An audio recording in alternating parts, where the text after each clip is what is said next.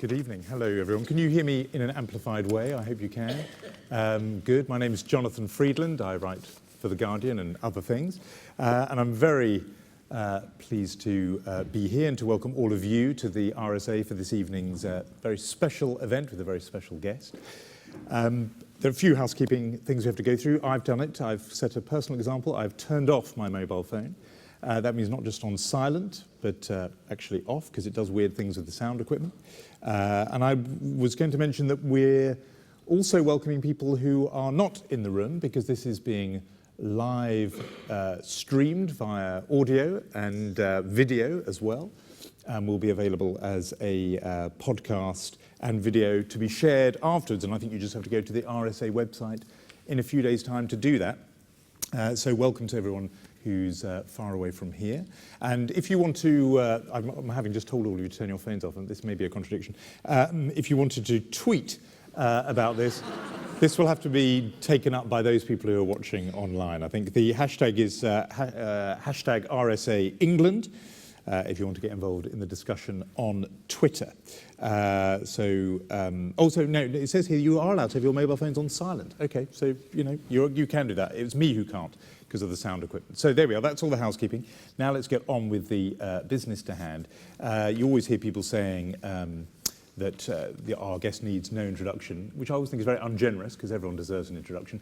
But in this case, you all do know the guests that we've all come here to listen to. The author of some of the most acclaimed writing, both in fiction and in criticism, essays, journalism of our time, ever since his debut with the Rachel papers and as a writer on the New Statesman in the 1970s, and ever since has really become one of the voices that people turn to for guidance, not only for great fiction and novels, but really as a sort of temperature gauge for the state of the nation, and a role that we're going to be discussing, not always comfortably in the past, but we're going to be discussing tonight. So please join me in giving a very warm welcome to Martin Ames. Thank you.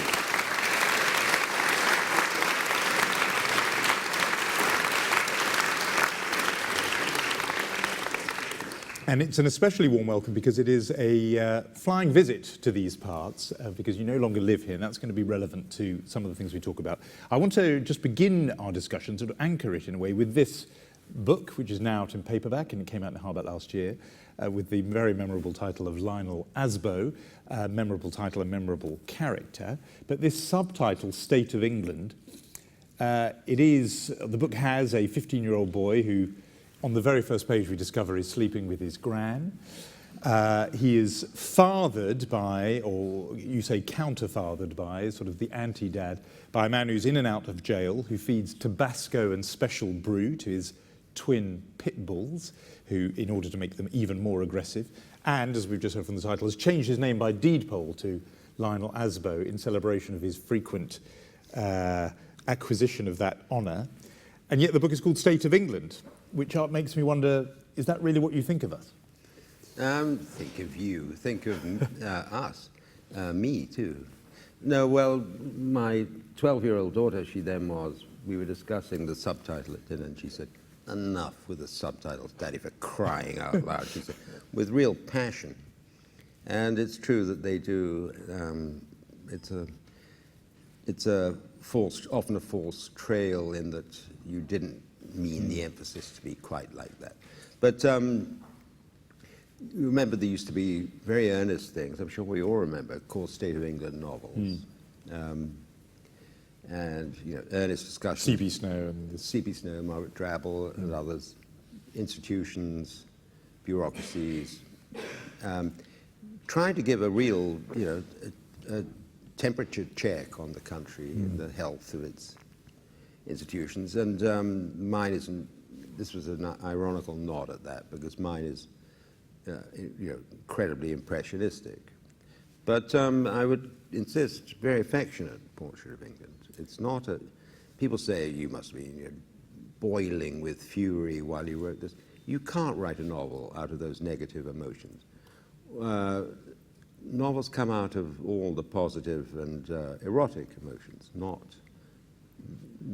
the sneering, And it's quite clear you're drawn to this character line, Asbo, tremendously. I mean, he is described affectionately, even as you pile on. There's just the excesses of a man who feels that, the boy is in charge of the day has come where he must introduce him to fairly hardcore pornography.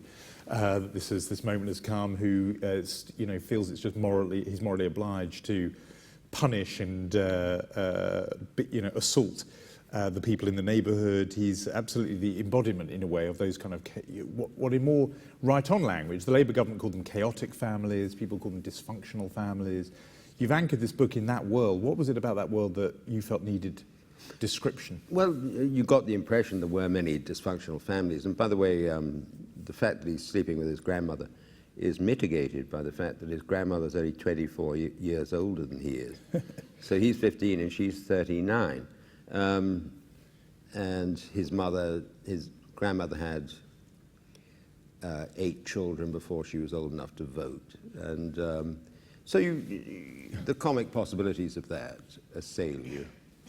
And I don't think the warmest patriot would think that England is immune from criticism and satire. And there are certain tendencies in our society that I think are locked in by history, basically, that if you suffer a terrible disappointment in the old sense, meaning not getting what you want, but losing what you have, disappointment, taking away of a position, then how are you going to react? We're no longer the center of the world. And what seems to me to have happened is that you instead, because what you do ceases to matter in that global sense, you start glorying in the fact that it doesn't matter, and you become very sort of trivial and delight in surfaces and appearances. Celebrity is part of this, you think? Celebrity is a part of it, the new religion of celebrity, yes. I mean, I want to, in our conversation, I should have said this, we're going to move on into talking quite a lot about Margaret Thatcher. You wrote about a lot at the time, and also you came forward as a voice after her death in April, and we're going to talk about that and talk about some of the whole things that have moved in the era. But before we leave the book, one of the reasons why it was read in that way, this sort of state of England, besides the subtitle, was the fact that you no longer live in England. And you gave an interview, and I know there was some dispute about how reliable the interview was, but with a French newspaper, I think, and you described it almost as a sort of parting insult, the book, to identify Britain's moral decrepitude before you went off and you went somewhere else. And I'd finished the book by the time I left. No, there was nothing I could do about that. At every opportunity, I said, I'm leaving for family reasons. I have nothing but affection. There's no disaffection with England. But it was taken as a sort of quivering V sign from the airport, Yeah. And that's not how I feel at all. Yeah. Why using the word England now feels loaded. I mean, the more if it was the BBC, they would have to call it State of Britain, and it became almost sort of a matter of politeness that you would always correct England and say Britain. But you obviously mean England, and the colour scheme of the jacket says England, not Britain. Yeah, it's St George, not the Union Jack. I mean, is it England and Englishness, which is in a way your subject, that interests you more than Britain and Britishness? I mean, Englishness is I'm a part of that. I lived in London for half a century. You soak it up. It immerses itself in you as well as the other way around. And I'm inseparable from the idea of Englishness. Although some people say London isn't a great education in Englishness, because it is, you call it in the book, the great world city all the time, that's your name for it. And there is this view that London has become so cosmopolitan and so diverse that many of the trends politically visible in England, and I've got Nigel Farage in my head looming very large as I ask this question, don't apply to London. So in an interesting way, some of the feelings about anti-immigrant feelings, scepticism about the European Union on polling shows it's very much lower, those sentiments in London than the rest of England. So I just wonder how much London inculcates Englishness to those of us who live here. Well, one of the slight distortions of of England is how it's a one city nation. And where else can you say that? You know, you have elsewhere all these other sort of glittering destinations, but in England that's about it. I mean, there's Edinburgh and there's Oxford, and it's London I'm interested in. I get the horrors when I go to provincial England. The sort of trundling, pottering kind of England. I can't be doing with that for a minute. And the countryside? Countryside, you know, very pretty on a nice day, but but there aren't that many of them. And no, I'm a city being. And specifically London being? Yeah. But this would be like a French person whose Frenchness is really Paris. Yeah, but there are other sort of conglomerations in a way that there aren't. And Germany, you know, dozens of cities. And, polycentric rather. Yeah, and America as well. I'm slightly picking up a cue from your critics here when I ask about qualifications to write a book like this in two ways. One, the obvious one that's always thrown is you don't live here anymore, but you explained you wrote that before you left here. But the other one is a class point. I mean, the book is anchored and located in really the underclass. It would be wrong to call it the working class because people don't work, although he's industrious with his crime, but not that good at it, Lionel, which is part of his appeal, I think.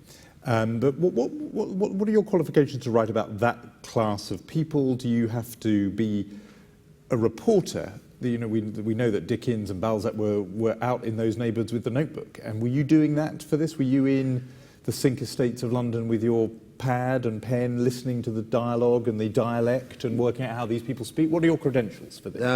Well, you don't need credentials. That's a category mistake. You're not allowed to write about classes supposedly lower than yours or those above. Also, one of the heroes of an earlier novel of mine is the King of England, Henry IX. Am I not? What are my credentials? I haven't got any.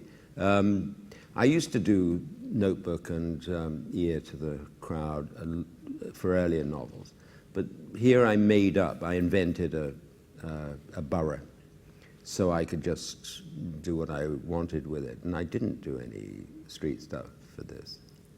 Although people praise you for, and I think rightly actually, for the people say you can do the accents, you've got the dialect down. People weren't faulting you for that. But you have said elsewhere that you grew up among working people in Wales. You have quite an interesting story there that you have, and that you have friends who have made sure you're introduced at least to these sort of underclass characters. Yeah. So tell us a little bit. I've always had that vein in my life, and when I was very little. And my parents' life took off, having been very poor. I was very poor when I was a baby. But then Lucky Jim came out in 1956, and they started to spread their wings. And we were parked with a Welsh family, definitely working class, with a literate, semi-literate dad. He used to copy out the names of horses that he was going to bet on. And I used to look at them, and the D's were all the wrong way round, and the P's were upside down. And I think my very slightly older brother resented this, but I loved it and took to it. And since then, I went to some rough schools, and I've always had that part of me. And I have a particular friend who responded to that and used to go out of his way to introduce me to certain types that he thought would interest me, and interest me they did. But you wouldn't take the notebook out while they were speaking? No, you'd concentrate and remember. Let's talk about the period in which you really sort of came to big public attention and sort of flourished as a writer in the age of Thatcher. There's one of the remarkable things that was said, which I thought was really interesting in the obituaries and tributes to Thatcher. Stephen Frears, the director, said that your novel Money was the first great attack on Mrs. Thatcher. In other words, your career, particularly your early part of your career, is absolutely linked with that period and with Thatcherism. and that whole period. And therefore, many were surprised when you came out on either the night she died or the night after. I think it was on Newsnight with Charles Moore, Margaret Thatcher's authorised biographer, and you described her as a necessary Prime Minister. Yeah, what did you mean by necessary? Well, my opinion of her changed. I mean, she rubbed me up the wrong way violently. And we should never forget that she was, in fact, always hated by the people. And I was once in a pub, and she came on television, and she was crying about that son of hers, that sort of capitalist pirate. The gust of hatred in the pub, and disgust and rejection almost blew me off my stool. But so there's that, and there are many. But not by all the people. There was a whole slab of the country, maybe in the provincial countryside that you don't like, who, well, they didn't hate her. And it's an interesting question whether they loved her, but they certainly didn't hate her. Well, my father loved her, and Philip Larkin said, "Oh, I adore Mrs. Thatcher." And I think much of her appeal was the spanking nanny. You know, you've been a very bad boy, you got into debt, and now you've got to pay for it. And there's a certain sort of Englishness that responds to that deeply. But as a historical Prime Minister, my opinion was changed for a few weeks I travelled with Tony Blair to Washington and Iraq and Berlin. Well, this was towards the end of his tenure. You wrote the sort of parting piece. Yeah, 2006. And what's the legacy of Mrs. Thatcher? It's New Labour, and maybe the new Tories as well. There's not a one among them who doesn't think she's the greatest Prime Minister since Churchill. And she certainly put herself about more than socially, more than any Prime Minister in this century, perhaps. You know, she changed society. And I was working at the New Statesman when Paul Johnson wrote a much remarked on piece called A Brotherhood of National Misery. And what he was envisaging, and it was nearly there, was the trade union state. And it wouldn't have been very nice at all. That's class tension. You felt it 20 times a day, condescension from above, hostility from below. And her greatest achievement, in my view, is that she really weakened the class system by detaching the Conservative Party from the aristocracy, by hiring all these Keiths and Normans and Cecils who wouldn't have got a look in a Ted Heath kind of government. Although they wouldn't get much of a look in now, do they? I mean, you have the class and the Conservative Party and the aristocracy as a marriage that has been reunited with our government Biotonian that we have now. But it could never be the same. And that whole link, I mean, and I think, say what you like about the monarchy, and I'm pretty 50-50 about it now, but back then, the monarchy was worth 2 or 3 million votes to the Conservative Party at every election. And it was a real weight on democracy in this country. Thumb on the scale. What? A thumb on the scale. Yeah. And I don't think that's any longer true. And it's Mrs. Thatcher who brought that about.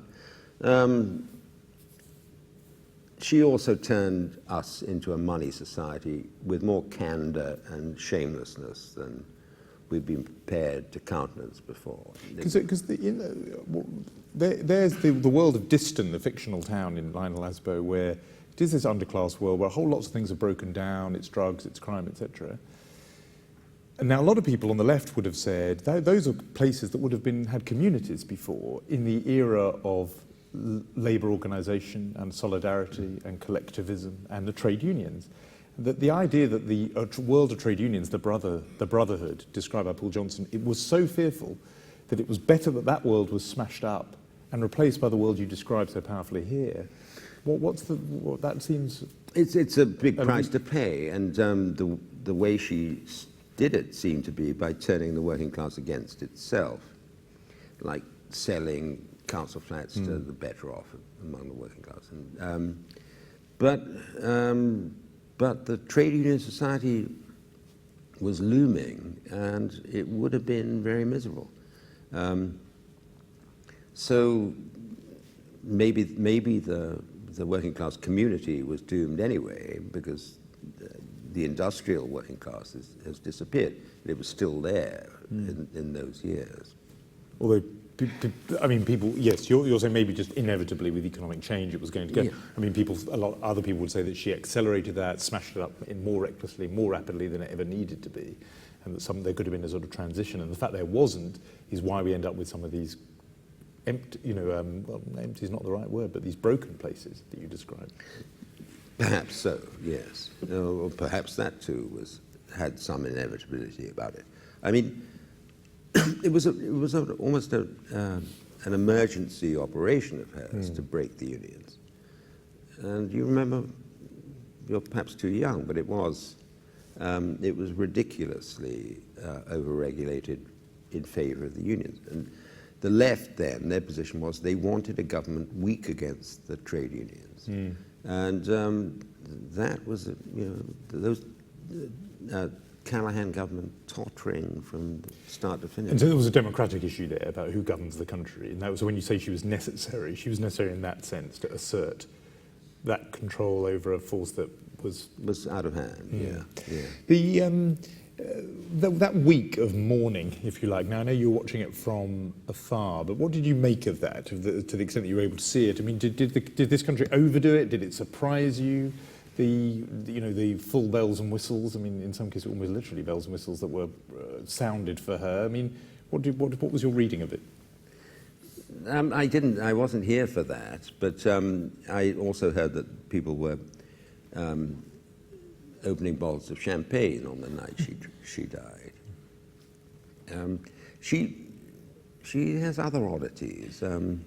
She was the first prime minister who got savvy about the media and had her voice training, and very particular about her wardrobe, and very conscious of these little buttons to push. Remember, she said, one of her ministers said, "Margaret, you have a sexy new voice." And she said, what makes you think it wasn't sexy already? She said. So she was very modern and of the bourgeoisie herself, but had this tremendous effectual change of society. Who else has changed society in quite the way she did? And not Blair. You followed him closely, big figure, but not him. No, nothing like that. I think there was a sort of a crisis that had long been cooking, and cometh the hour, cometh the one. I remember now the parting thought, I think it was the closing line of the piece with Blair. It either was you or him saying, what will you be after your Prime Minister, how will you be thought of? And either he or you says a celebrity. Was it he who said that about himself?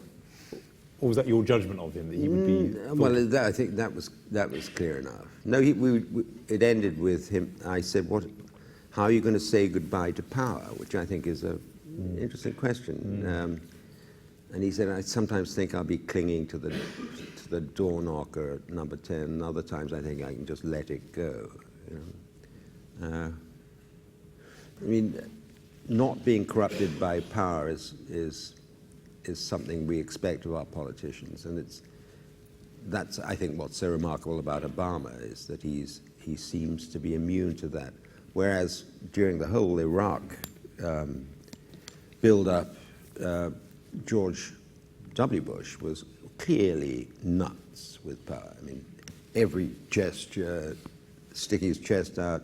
Oh, you don't mean corrupted, just venality and finality? No, corrupted by power. Power corrupts is not a metaphor. It doesn't mean you start taking money. It means it gets into your head and rots it. Yeah. And that's why our political class was always trained in power, saying that power is going to come your way and you're going to be immune to that. But not many politicians are. And Obama seems to me most remarkable in that respect. Even when he's recording millions of people's phone calls and registering is a better word perhaps for them, their phone calls, and Guantanamo remains open, etc. You know, the liberal charge sheet. The drones and all that. Yeah. But not with the head spinning. You know.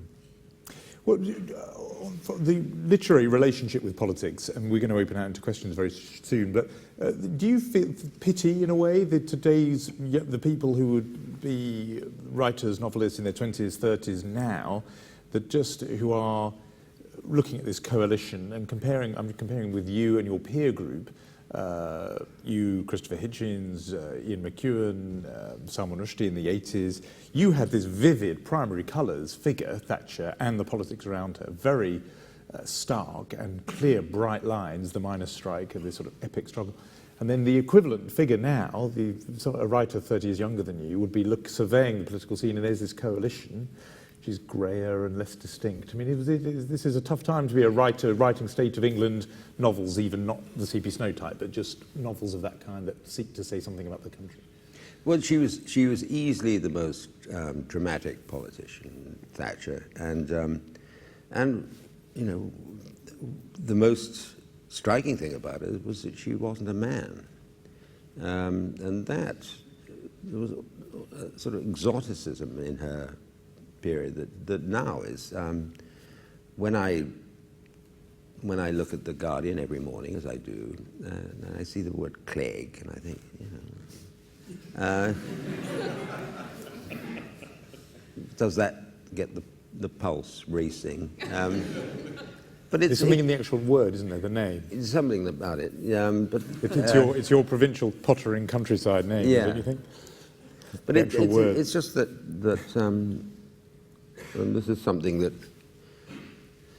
you know, no one likes to be reminded that they knew better days and they're getting on. And when Rumsfeld called Europe old Europe, there was great indignation. But it actually reflects the political reality. Except I thought there was something interesting about Lionel Osborne. A tremendously sympathetic character is the 15-year-old who's sleeping with his grand Des, mixed race, talented, creative, ambitious, and I thought there was a kind of glimmer there of the new Britain that is emerging. There was a bit of Danny Boyle's opening ceremony in him, I thought.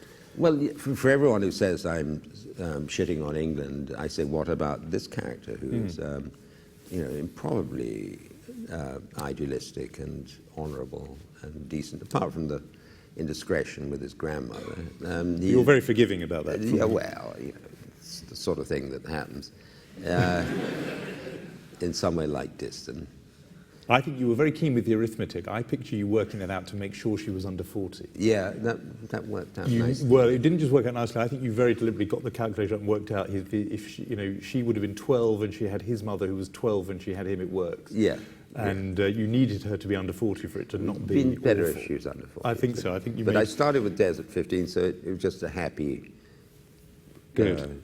Happens. There are other things I want to talk about, and particularly perhaps your take on the events in Woolwich a couple of weeks ago, given some of the things you've said about this. Perhaps will be the last question from me, and then we'll open up. But you landed yet again in hot water. You're often there in your encounters with the British press, and one of them was an interview you gave where you talked about, and it later became an argument, were you describing a feeling other people had or your own feeling, but the urge to make Muslims in general pay. Yeah. Well, that was a foolish idea, and it was. And I changed my mind by that afternoon. Yeah. But it was in response to, I thought, a horrible little victory of the forces of ignorance. And the journalist who'd come to New York to talk to me had to get on that plane without a book. It was when you couldn't travel across the Atlantic without a book. And I thought, triumph of no book but the Quran or the Bible, the Philistinism and so this was immediately after 9/11. Security rules meant you couldn't take anything. It was when the plot to blow up 10 airliners. Yeah. It's when you couldn't take liquids into... But even a book was not allowed at that period? Not a book, no. And I was in a funk. I thought, they're too strong for us, and very evanescent mood. It didn't last more than a day, but so I said that foolish thing. I floated the idea of collective punishment, which is obviously monstrous and counterproductive. And when you say the problem was that you were talking about Muslims rather than jihadists, or you didn't make the distinction. You were speaking about a whole large community of people. It's hard to. I mean, we need a new word for Islamism because it's got too many letters in common with Islam, and Islamophobia. It should be Islamistophobia, and that's no good either. So the one I suggest is takfiri, which is the Islamic heresy that you can take on the role of God and judge who should live and who should die, and even among Muslims you can kill them all, because if they're bad Muslims, who cares? And if they're good Muslims, they're going to heaven. And it's a heresy, and this is what the Salafi, hardline view is increasingly propounding. But I think that Woolwich thing and the Boston bombing are what John Gray has called, examples of what John Gray has called anomic terrorism, where actually it's alienation that makes you want to do it, and then it's that way around, and then you get a gloss from. Oh, in other words, it's the sense of alienation that particularly young men in their 20s, perhaps unemployed, etc., are feeling, and then they reach for a cause to wrap it up. And if you're feeling anomic, we live in a time where you go into a schoolyard and kill 20 children. It's a sort of suicide bombing in a different context. Conrad, in a novel published in 1908, said that the two main ingredients of the terroristic personality, and it sounds not very good at first, but then you think about it, it is good. He said, vanity and laziness. So you're very vain, and you think you should get a lot of attention, but you're very lazy. So you can't get it by applying yourself to anything. And in fact, you see there's sort of two sides of the same coin. So you make a name for yourself. A name for yourself. Muhammad Atta was a town planner in Cairo, but his name will live forever. And people in our time, people will do an awful lot to get that ever-living name. This is a different kind of thing from the celebrity point. It's not really. I think it's the same. That the craving for fame. Yeah, well, to the extent that lack of fame is seen as a deprivation, or even as a denial of human rights. That it's a basic need. The older Tsarnaev brother was said to have these feelings very strongly. Great resentment that he wasn't famous. Yeah. And also, let's not underestimate how bad it is if you are deracinated, taken away from your roots. And they always say of these people, he joined in, he liked baseball and all that. But can you imagine living through that while sort of sneering at it and also feeling incredibly inauthentic? And it is quite, the disjunctions that happen in the modern world are violent. And you can see how it gets going. But then it takes this expression that is, we feel sort of secondhand and learnt, and a route to something that is not worth having, notoriety, deep notoriety.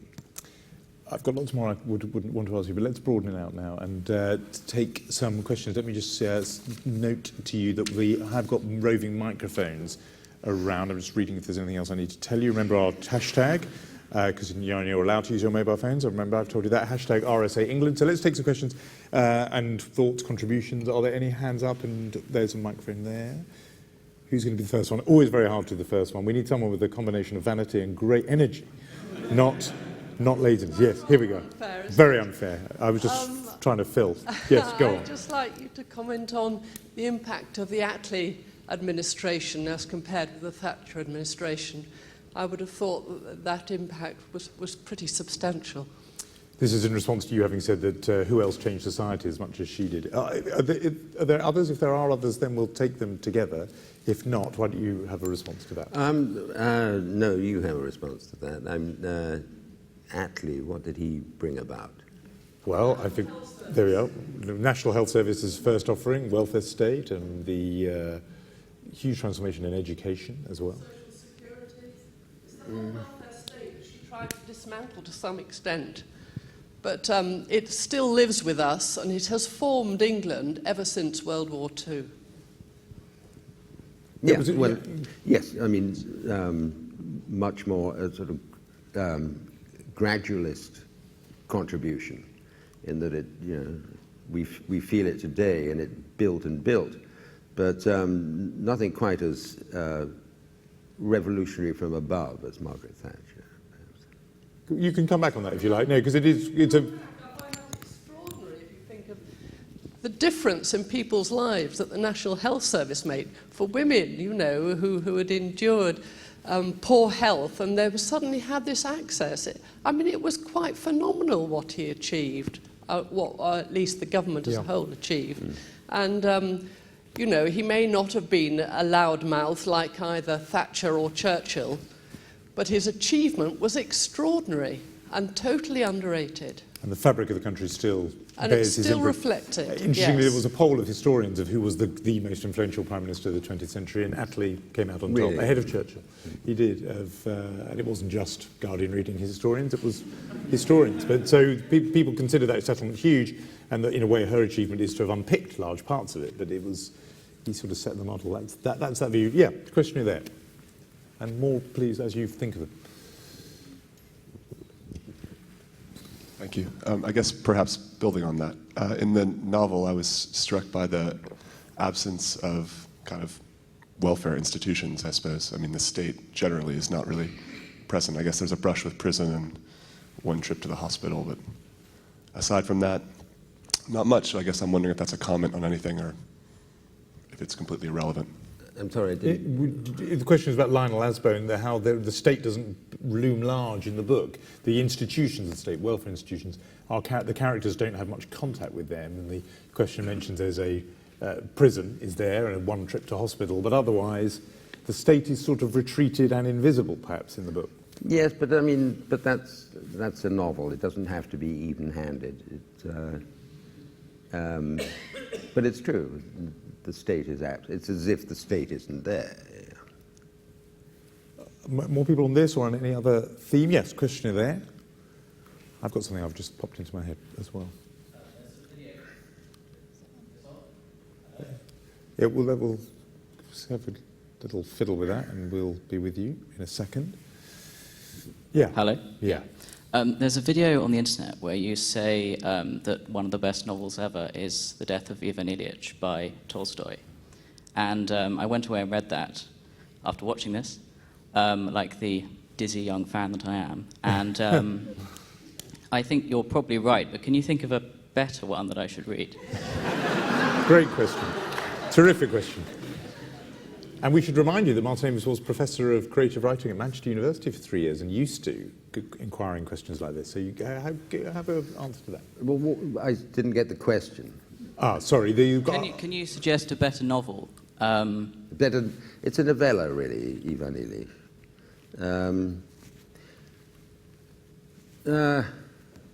No, I can't. I mean, that's why I said it in the first place. Is it flawless? Well, that's an interesting point. I mean, a poem can be flawless. A short story can be near perfect. A novella, almost there. A novel, no, and a long novel, definitely not. Size is the great determinant in fiction. And by God, you feel that when you're writing one. If it's 200 pages, then you get through to the other side without much inner cost. But if it's 600 pages, then you go through various psychological things that are not tremendously welcome, like you might as well replace yourself at the dinner table, the family dinner table with a life-size photograph. And I remember Salman Rushdie saying to me, and when your wife comes down and says, you say, how was your day? And muttering to as if I give a shit.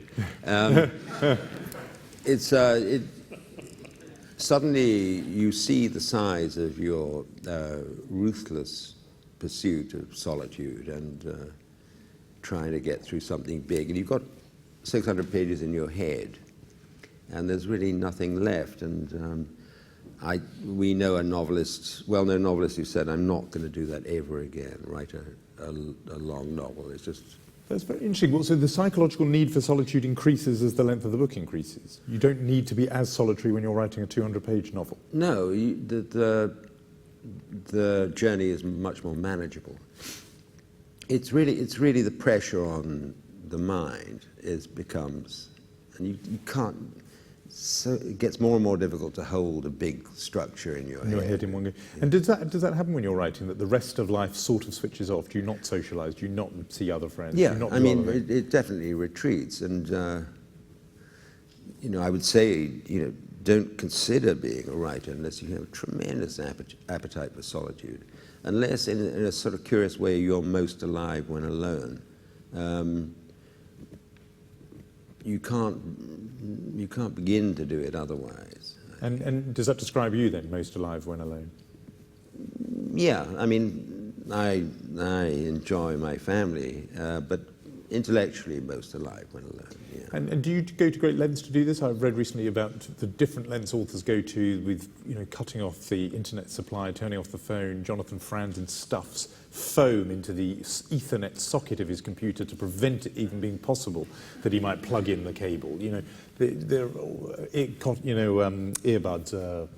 What are they called? Not earbuds. Earplugs. Yeah. All these things. Do you do any of that? No, because I don't want to be doing anything else. There's no other temptation to No. be resisted. No, and this is the absolute focus of your life, and for however long it takes, you're committed to it and willingly committed to it. And so you do. There are no connections. Do you write on a computer? Yeah, but it's not connected.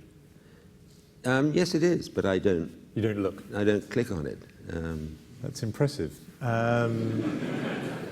Perhaps revealing quite a bit about myself there, and my own working methods. That's impressive. The thing I was going to ask you about, you mentioned Salman Rushdie. So there was this group of you, and you were always grouped together. And firstly, it'd be interesting to hear if you think that was a correct grouping or whether it was a media invention. But you, Rushdie, Hitchens, McEwan, of the four, obviously, Christopher Hitchens is no longer with us, but he lived in the United States, so now do you. So Salman Rushdie may be a special case given what happened to him, but he, I think, is based in New York. Only McEwan is here, and he's moved away from the great world city into the countryside. And James Fenton, who is very much of that group, lives in New York too. So 4 out of 5. Yeah. That's quite something. What is that saying? It doesn't say anything unpleasant about England. We can take it. We're not You saying... can. Well, I'm not sure you can actually.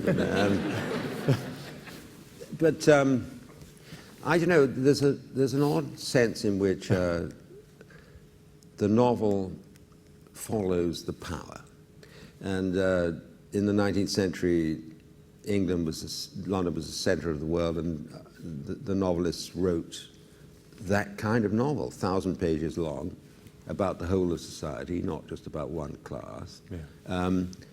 You're thinking Dickens here. Yeah, Dickens and George Eliot and the others. And then something very strange happened with the shift of power after the Second World War. Within 5-10 years, the American novel was established, and the great Jewish writers were writing Dickensian, Victorian-sized novels. And it'll be probably the Chinese novel after this. So maybe even if you think you're going to America for personal reasons, there is the magnet of that power. And the subject? subject. Well, I mean, I think the position of the writer in America is much more relaxed or much more unresented than it is here. It is resented here, and it's partly because... And you've been on the receiving end of more of it than most, right? Yeah, Haven't you? yeah. Do you have an explanation for why that is? I can only think I'd like to think it's because my work is so abrasive, but I think it's just my father, and that in fact the taint of heredity is such now. It wasn't when I started out, but now it's a sort of taint that you didn't do it by yourself, and you're like Prince Charles. You know, you're speaking as if from the pulpit on the basis of no authority whatever. And I think it's a subconscious thing. But so when the papers have a go at you, and they do with great regularity, you think it's because as if you somehow got this platform you've got because you're Kingsley Ames's son. Yeah. But do you yourself feel that now these, preparing for this, I've been looking back. It's quite a serious body of work. I mean, you yourself surely feel you've escaped that shadow, don't you? Or do you? Oh, or yeah. maybe... It's not a shadow to me, I don't think they think of it like that. It's just that the Ames franchise is getting old, and they think, oh, no, that name again. And it's as if I was born in 1922. But I thought it was revealing you mentioned Prince Charles, because the point about Prince Charles is he hasn't yet got to the job. I mean, he's still waiting, but you don't. Well, he goes on as if he's got to the job. I'm sorry, but my deepest conviction, he talks as if he's got the job. But he's a joke, Prince Charles. Someone began a piece, I thought, with a very funny sentence, which began, I am a massive fan of Prince Charles. The impossibility of that position. Why is he a joke? Tell us more about that. Well, just because his ex cathedra stance is based on birth, on an accident of birth. And I'm sort of a bit tainted by an accident of birth. It's as if I'm Prince Charles in that I didn't, not that the Queen did anything except be born. Yes. But it's as if, I'm just on the coattails of, or indeed, genetic parasite of my father. It's interesting. I've got one more I want to ask her. But here we have a question from somebody known to me. Lady Ellen Darendorf has a question for Martin Ames. I'm curious, has anything surprised you about living in New York? Because after all, you knew New York, but living in a place is different. And having made the opposite journey, it seems to me in the last decades, London has become much more like New York, for better and worse. But I wonder what your personal impression is of the change for you. Yeah. Henry James said America's more like a world than a country, and that's true. Don't compare Mississippi with Massachusetts. There's no point. But and London is becoming more like New York in that it's becoming more like an immigrant society, a multi-ethnic society. What has surprised me in America is always aware of it, but living there, you feel there are these 3 or 4 at least strains of deep irrationality in America. Most obvious being guns. Max Weber said that the Leviathan, the state, is defined by taking the monopoly of violence. And the state says, we'll be doing what violence there is. But Americans have never accepted that. And it's sort of a precondition of an advanced nation state that they control the violence. And Americans very deeply and viscerally reject that. And it's after the Sandy Hook killing, one of the worst things that ever happened in the history of the world. They 2 weeks of being rather quiet about it, and then it was over. And you had Sarah Palin saying that Obama, when he brought the bereaved parents of some of those children to Washington, was exploiting tragedy. And the contortions of the National Rifle Association, you know, the way to get round it is to have teachers armed to the teeth. Just the more gun situation. Or Stand Your Ground, the one that perhaps killed Trayvon Martin in Florida. The idea that stand your ground, you know, and then you kill someone if you think they're offering you violence, and then it's your word against the eternally silent victim. Flies in the face of rationality, and that becomes quite oppressive and maddening. And there are several veins of American life that way. Tax breaks for the rich. There's not a country on earth where anyone would whisper that, let alone table it, pass it, renew it, and give it a third term. No, of course not tax breaks for the rich. You know, for obvious... We should introduce you to George Osborne and his change of the top tax rate was, when you left, was 50p and it's now 45p. That was a tax break for the rich. Pretty well off. But it was George W. Bush's only policy. Abortion. You have people who call themselves libertarians, like Ron Paul, who you know, don't want to give any foreign aid to anyone. Yes. Think the government should back off completely, small government, all the rest, except on the question of women's reproduction. And they're as intrusive as you can be on that subject. I can't understand it. But do these have a bearing on how you feel about living there? I mean, in other words, because as you say, Massachusetts is so different from Mississippi. In New York, you're in a different planet. Different one. But does it eventually get to the point, you say, it can get quite maddening, almost depressing? Does it eventually crowd in on you? It does, because you don't like to feel you're living in a mad society. And there are these veins of complete madness in American life that fly in the face of you know, all common sense, and it just doesn't strike them, and that it begins to feel like a sort of cognitive dissonance. You know, that why doesn't it strike them? Does that make you think your stay there is? I know it's for family reasons, but does that make you think this is a temporary sojourn, or are you there for the long haul? Well, that's a family decision. But I thought you were going to mutter under your breath, as if I care.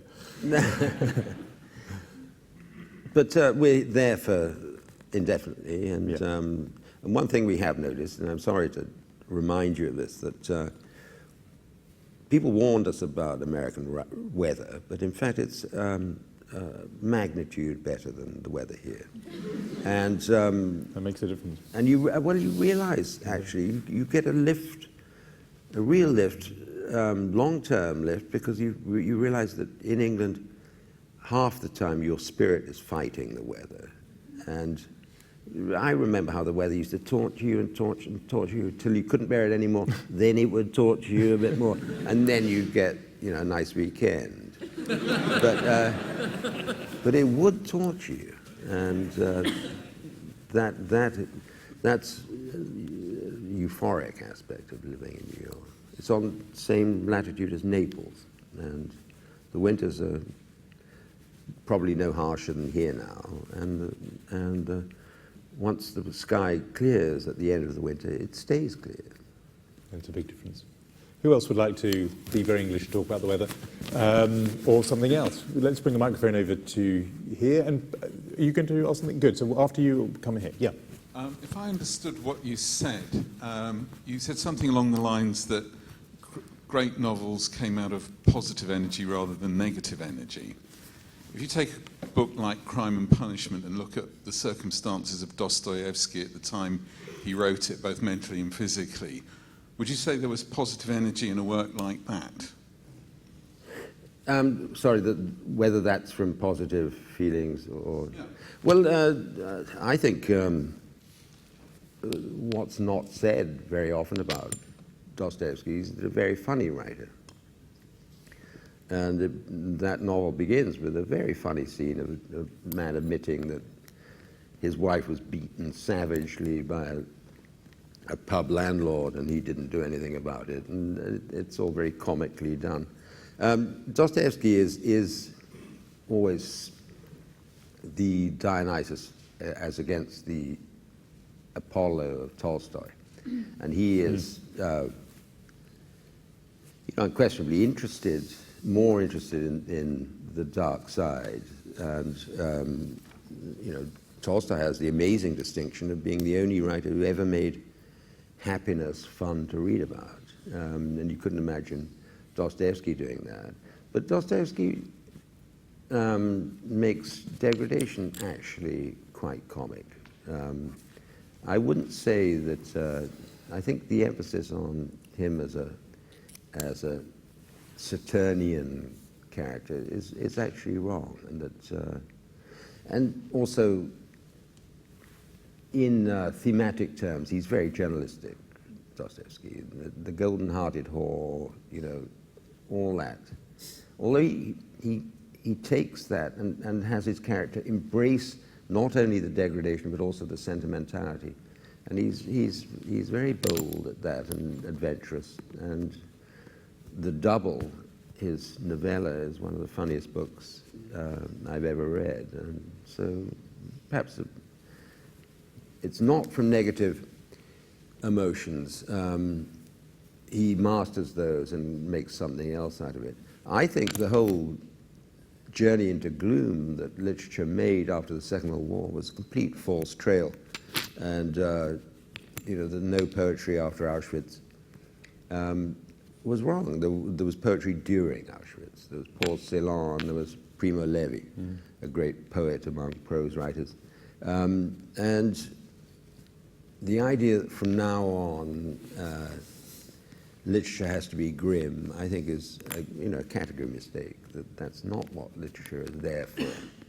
And however guilty you feel about the events about the dark continent of Europe in the first half of the 20th century, that the business of writing has always been otherwise, and it's always been positive and celebratory. Let's hear your question, then I want to come back to your reference to Auschwitz there. Yeah. Sure, hi. I wanted just to pick up on the US conversation here, and obviously you're exposed to US culture probably more than most people in the room, and there's a lot of positive sort of feedback and critique about small screen drama in the US, things like The Wire and Homeland, etc. And I just wondered if you had a view on the merits of the sort of the small screen and the impact it was having in a cultural sense, and whether there's anything that you would be recommending to the audience here they should be tuning into. Well, people have even said, haven't they, that if Dickens was alive now, he'd be writing a 12-part series for HBO. That is the great form of our time. What do you say, Jill? I don't. Well, I've got to confess that I never watched television. And I marvel when people say, did you see the 15th episode of the second series? And I think, that's 30 hours of your life. And maybe the great form of our time, but how do you arrive at that judgment? And in fact, the only value judgment that means anything at all is that given by time. And the rest is all rhetoric, rhetorical criticism, where preference synonyms and dislike synonyms are juggled around. But in fact, they're just saying whether they like it or not. You only find out with time. So, last month's TV series, I know David Simon, and I think he's an absolutely brilliant prose writer, apart from anything else. But that stuff has got to last before. Does this mean the novels you read are only the ones that have lasted? Yeah, more or less. You don't read much new fiction? No. I used to read people who are a generation older than me, but now that means reading the dead. And that's what I do. No, the idea of going out and getting the sensational new novel by a 25-year-old seems to me the depth of frivolity. But if you read Saul Bellow, you know that it's already been there for half a century or more, and that people still find it rewarding to go to, and that's the only kind of judgment you're ever going to get, is longevity. So what are you asking then of the readers now who you want to read you? Well, that's why I look with such adoration on younger readers when they... Because they're reading the generation above. They, whatever happens, I'm going to go on for another 50 years. Because they're reading you now, of course. Yeah. Yes, I see. That's a good calculation. And it only occurred to me the other day, and now I'm sort of very obsessed by that, but love of fame, that last infirmity of noble mind, as Milton called it. And he means love of enduring fame. And the desire for immortality is some psychologists think is the great driving force of nearly all the good things and all the bad things we do. And we see it now in, the love of fame causes people to blow other people's legs off. But that's why we have children. It's to have a little victory over death. The very last thing we'll talk about, just because we're almost out of time, is this return for you to this subject. You mentioned Auschwitz, and your new novel that you're nearly completed, I think, takes you back to the subject of Time's Arrow in 1991, when you did grapple with the Holocaust, and you've done that again. And just as much, feel free. Say as much as you feel happy talking about, because I know writers are usually very cautious about talking about a new book. But why you've come back to that subject and what it's done to you, perhaps immersing yourself in it again. Well, it's because the subject hasn't gone away. And as I was saying to you earlier, I did have an epiphany when I was reading something Primo Levi had written about the question he's most often asked, and it was, do you understand? The thing was, I just didn't understand it, and I reread huge books on it with undiminished incredulity, and noticed the way many historians either begin or end their books by saying, I don't understand it, and I understand it less having looked into it. So Primo Levi asked, do you understand it? And he said, no, I don't. And moreover, you have a duty not to understand it. That to understand something is to include it within you, to somehow assimilate it. And this isn't something you can do that to. It was so, as he said, sort of radically counter-human that the human heart and the human soul rejected. And also this feeling, W.G. Sebald said that no serious person ever thinks about anything else other than what happened in Poland between 1941 and 1945. There's something about this subject, Ron Rosenbaum explaining Hitler, you know that book? Brilliant book. So when you go to this subject, you are somehow judging yourself, and we all wonder how we would have done. And there's a story told by a survivor of Auschwitz who said, a folklore story of a king who commissions his wizard to make a mirror that will show you not your appearance but your reality, who you really are. The king couldn't look at it, the wizard couldn't look at it, and the king offers a treasure chest to any of his subjects who can look into it for more than a minute, and nobody can.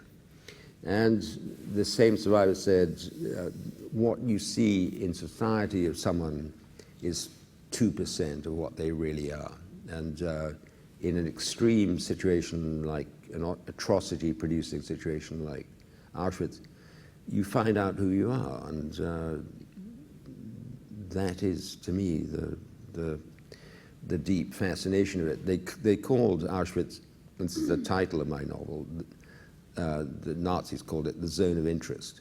And I think they meant financial interest, because it was an incredibly rapacious, it was a avaricious project, the Holocaust. It was all, very much to do with money, and with the marvelous joke they thought that they could get the Jews to pay for it. And the Jews were fined after Kristallnacht for the damage done to them. So the zone of interest within us is what very fascinated by. And none of us knows who we would be in extremists. And you think you have a pretty good idea, but you don't have any idea. And has this process, solitude, you write in this new book, has that taken you into that question for yourself of who you would be and who you are? No nearer an answer. But I find also one of the narrators, the three narrators in this book, is the commandant of Auschwitz, who wrote a book called Commandant of Auschwitz, Rudolf Höss. And it's almost a great novel by Nabokov in what he reveals about himself and what he doesn't realize he's revealing about himself. So I have him narrating roughly a third of the novel. And when you start thinking about evil and you're having him do evil things, and you think, well, actually, you could make it even more evil if you did this. And suddenly you are exploring the capacity for evil within you. And that's also disquieting. We have to end it there, I'm afraid, but that's been a fascinating conversation. Thank you for all of you for your questions, for those who've been following online. Thank you to all of you too. I have to do a great pleasure of telling you that copies of Lionel Asbo, which I highly recommend, are on sale in the foyer, and Martin Ames has said he's happy to sign them. But before we do that, I'm sure you're going to want to join me in thanking Martin Ames. Thank you.